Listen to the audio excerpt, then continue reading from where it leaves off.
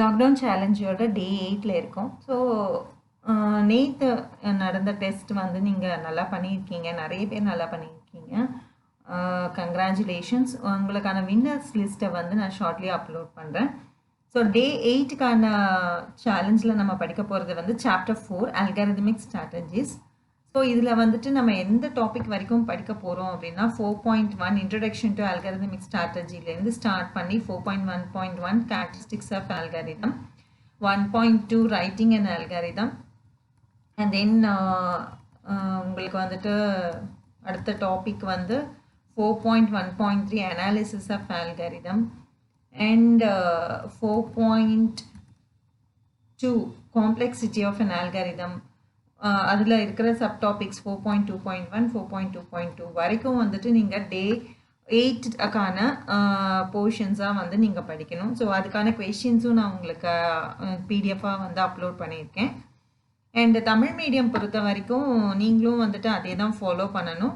So lesson 4ல் நெறிமுறையின் யுக்திகள் அப்படின்ற லெசன் நம்ம ஸ்டார்ட் பண்ண போகிறோம் டே 8ல்.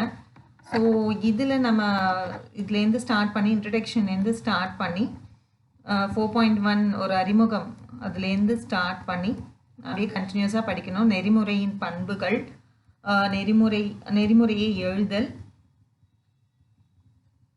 அதுக்கப்புறம் நெறிமுறைக்கும் நிரலுக்கும் உள்ள வேறுபாடு, அண்ட் நெறிமுறை பகுப்பாய்வு முடிச்சு நெறிமுறையின் சிக்கல்கள் வரைக்கும் வந்துட்டு நீங்கள் ஃபுல்லாக வந்து படிக்கணும். ஸோ அதில் சப்டாபிக்ஸ் உங்களுக்கு வந்து நேர சிக்கல், இடச்சிக்கல்லாம் இருக்குது.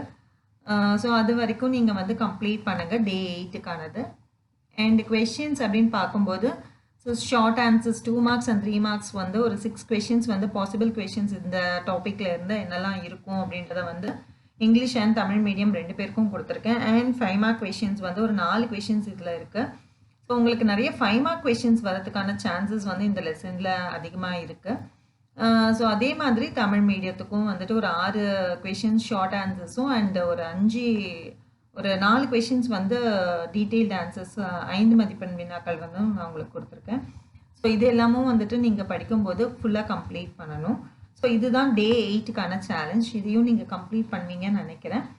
ஸோ உங்களுடைய கமெண்ட்ஸை வந்துட்டு கமெண்ட் பாக்ஸில் கொடுங்க.